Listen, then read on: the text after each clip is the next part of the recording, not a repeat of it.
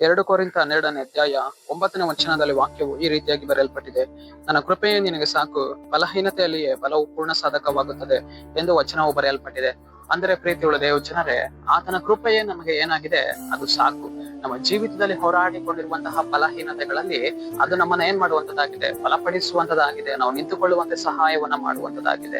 ಇವತ್ತು ಅನೇಕ ಸಾರ್ತಿ ನಾವು ಬಿದ್ದು ಹೋಗಿರುವಾಗ ಆತನ ಕೃಪೆ ನಮ್ಮನ್ನ ಏನ್ ಮಾಡಿದ್ದು, ಬಲಪಡಿಸಿದ್ದು. ನಾವು ಅನೇಕ ಸಾರ್ತಿ ಕುಗ್ಗಿ ಹೋದಾಗ, ನಾವು ಕಣ್ಣೀರಿನ ಮಾರ್ಗದಲ್ಲಿ ನಡೆದು ಹೋಗುವಾಗ ಆತನ ಕೃಪೆ ಅದು ಏನ್ ಮಾಡಿದ್ದು, ನಮ್ಮನ್ನ ಬಲಪಡಿಸಿದ್ದು. ನಾವು ಇವತ್ತು ಬಲಹೀನರಾಗಿ ನಡೆದು ಹೋಗುವಾಗ, ಒಂದು ಸಾಲದ ಪರಿಸ್ಥಿತಿಯಲ್ಲಿ ನಡೆದು ಹೋಗುವಾಗ, ಒಂದು ಕಣ್ಣೀರಿನ ಮಾರ್ಗದಲ್ಲಿ ನಾವು ನಡೆದು ಹೋಗುವಾಗ ನಾವೇನ್ ಮಾಡುವರಾಗಿದ್ದೇವೆ, ನನ್ನ ಬಲಹೀನತೆಯಲ್ಲಿ ನಾವು ದೇವರ ಕೃಪೆನ ಆತುಕೊಳ್ಳುವುದನ್ನ ಮರೆತು ಬಿಡುತ್ತೇವೆ. ನಾವು ಮನುಷ್ಯರನ್ನ ಆತುಕೊಳ್ಳುವುದಕ್ಕೆ ಹೋಗ್ತೇವೆ, ಲೋಕವನ್ನ ಆತುಕೊಳ್ಳುವುದಕ್ಕೆ ಹೋಗ್ತೇವೆ, ನಮ್ಮಲ್ಲಿರುವಂತಹ ಹಣದ ಬಲವನ್ನ ಆತುಕೊಳ್ಳುವುದಕ್ಕೆ ಹೋಗುತ್ತೇವೆ, ಅಧಿಕಾರಿಯ ಬಲವನ್ನ ಆತುಕೊಳ್ಳುವುದಕ್ಕೆ ಹೋಗುತ್ತೇವೆ. ಪ್ರೀತಿಯುಳ್ಳ ದೇವ ಜನರೇ, ನಮ್ಮ ಜೀವಿತದಲ್ಲಿ ಬಲಹೀನತೆಗಳು ಹೋರಾಡುವಾಗ ನಾವು ಕರ್ತನ ಸನ್ನಿಧಾನಕ್ಕೆ ಹೋಗ್ಬೇಕು. ಸ್ವಾಮಿ, ನಿನ್ನ ವಾಕ್ಯ ಹೇಳುತ್ತೆ, ನನ್ನ ಕೃಪೆ ನಿನಗೆ ಸಾಕು, ನನ್ನ ಬಲಹೀನತೆಯಲ್ಲಿ ನಿನ್ನ ಬಲ ಪೂರ್ಣ ಸದಕವಾಗ್ತದೆ ಅಂತ ನೀನು ಹೇಳಿದ್ಯಾ. ಅದೇ ರೀತಿಯಾಗಿ ಕರ್ತನೆ, ನನ್ನ ಜೀವಿತದಲ್ಲಿ ಹೋರಾಡಿಕೊಂಡಿರುವಂತಹ ಈ ಬಲಹೀನತೆಯಲ್ಲಿ ದೇವರೇ ನಿನ್ನ ಬಲ ಇಳಿದು ಬರಲಿ.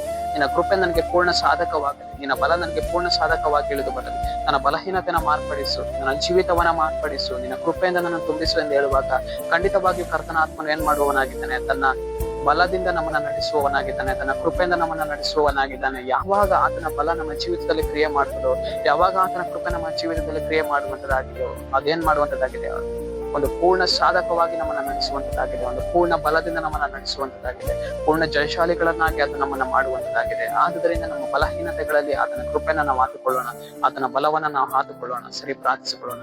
ಅಪ್ಪ ಕರ್ತನ, ನಿಂಗೆ ಸ್ತೋತ್ರ ಸ್ವಾಮಿ. ಈ ಮುಂಜಾನೆ ವೇಳೆಯಲ್ಲಿ ದೇವರೇ, ಈ ವಾಕ್ಯ ಭಾಗ ಸಂದೇಶವನ್ನು ನೋಡುವ ಜನಗಳನ್ನು ಸಲ್ಲಿಸು. ಕರ್ತನೆ, ನಿನ್ನ ಜನರ ಜೀವಿತದಲ್ಲಿ ನಿನ್ನ ಕಾರ್ಯವನ್ನ ಮಾಡಿ. ಕರ್ತನೆ, ನಿನ್ನ ಜನರ ಜೀವಿತದಲ್ಲಿ ಬಲಹೀನತೆಗಳು ಹೋರಾಡುವಾಗ ಪೂರ್ಣ ಸದಕವಾಗಿರುವಂತಹ ನಿನ್ನ ಬಲವನ್ನ, ಕೃಪೆನ ಅನುಗ್ರಹಿಸಿ ನಿನ್ನ ಜನರನ್ನ ಬಲಪಡಿಸು. ಅದಕ್ಕಾಗಿ ಸ್ತೋತ್ರ. ನಜರೇತಿನ ಯೇಸುವಿನ ನಾಮದಲ್ಲಿ ಕರ್ತನೆ, ಆಮೆನ್.